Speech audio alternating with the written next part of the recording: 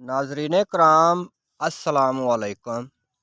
राज़ी अपनी किताब अल-हावी में लिखता है कि मैंने बालों को उगाने और दराज करने में परस्यूशा से ज़्यादा मुअस्सर कोई दवा नहीं देखी।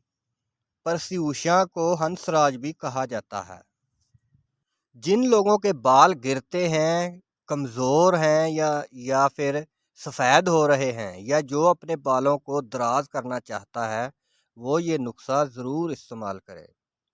नुस्खा ये है कि आंवले के तेल में बारीक पिसा हुआ परस्यूशा डालकर बालों की जड़ों में लगाएं और उसे 1.5-2 घंटे के बाद किसी अच्छे साबुन या शैम्पू से धो लें। इंशाल्लाह 10-12 दिन के अंदर ही आपके बाल घने, स्याह और लंबे हो जाएंगे और बाल गिरने की बीमारी भी ख़त्म हो जाएगी। बाल गिरने की सबसे बड़ी वजह है खुश्की और कब्ज़।